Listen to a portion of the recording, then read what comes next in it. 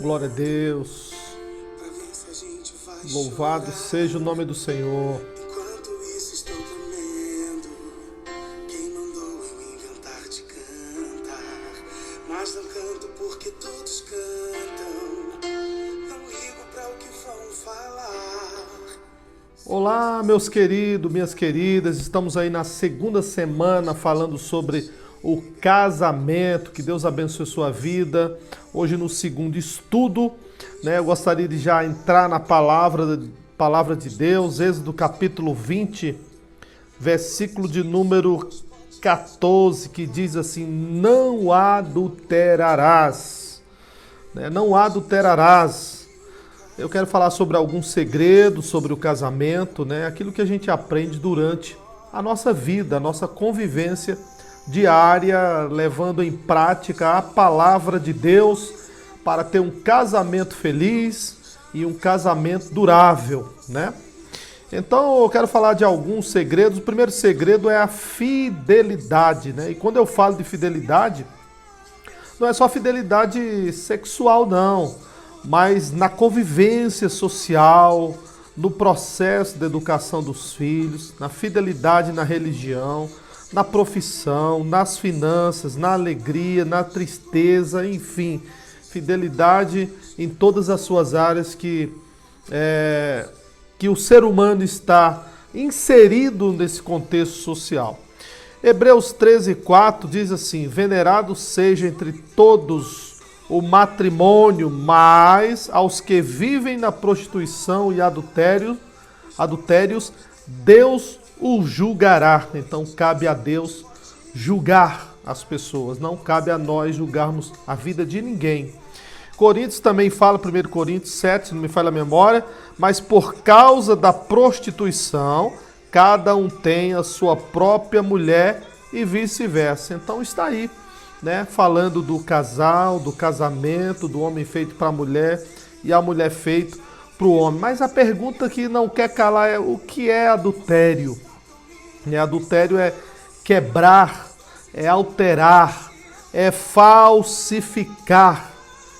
Quebrar uma aliança, falsifica algo verdadeiro, Então tudo isso designa adultério, trair a confiança de Deus, trair a confiança do seu cônjuge e vice-versa, Então eu quero dizer para você que nenhum amor sobrevive intacto e sadio ante a infidelidade, o adultério. Nenhum amor sobrevive intacto e sadio ante a infidelidade e o adultério. Veja lá o que Jesus falou em Mateus 19:9. Quem repudiar o seu cônjuge, não sendo por causa das relações sexuais ilícitas, e casar com outro, ou outra, comete adultério. Meus queridos, minhas queridas, o amor não arde em ciúmes e também não dá motivos para que o outro arda em ciúmes. Vou falar para você uma pesquisa comprovada que a gente estuda e vê, Os que mais têm ciúmes são os que mais tendem à infidelidade. As pessoas que mais têm ciúmes são as pessoas que mais tendem a serem infiéis com seus cônjuges. Agora a questão é a pergunta que não deixa calar: por que devemos proteger a família? Devemos brindar a família, devemos protegê-la sim, fugirmos da aparência do mal, até a aparência de outras famílias que se dizem ser famílias e modelos para a sociedade que não são. Não traz benefício, não agrega valor nenhum. Veja só o que diz no livro de Jó, capítulo 31, versículo 9 a 11. Vou ler aqui para você. Se o meu coração se deixou seduzir por uma mulher, ou se andei rondando a porta do meu próximo, então moa a minha mulher para outro e outro se encurve sobre ela, porque isso seria uma infâmia. Olha só, uma infâmia. Seria para Deus um delito pertencente aos juízes. Então, o que está falando aqui nesse texto? A Bíblia está falando que adultério aqui nesse texto, Deus trata como crime hediondo. que tem que ser julgado pelos juízes. Olha só a situação, né? A coisa como que anda, como que é. Em Jeremias 29, 23, olha só como Deus trata o adultério. Aqui trata como crime de delito, né? Crime hediondo, aliás. Agora Jeremias 29, 23, veja só como Deus trata o adultério.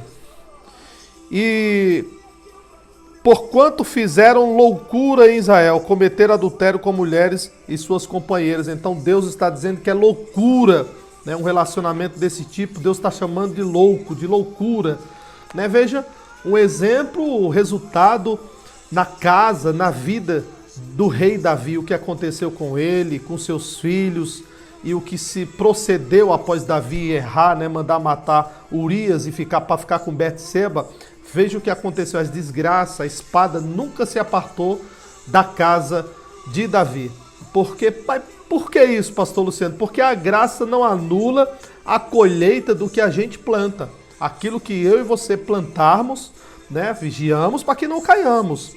Aquilo que você plantar, você vai colher. Então a graça não anula de maneira nenhuma aquilo que as pessoas plantam e elas têm para colher. Então vejam só que a espada nunca se afastou da casa de Davi. Em Provérbios também fala, mas o homem que comete adultério não tem juízo, né? Ele não tem juízo, ele não pensa, ele não age.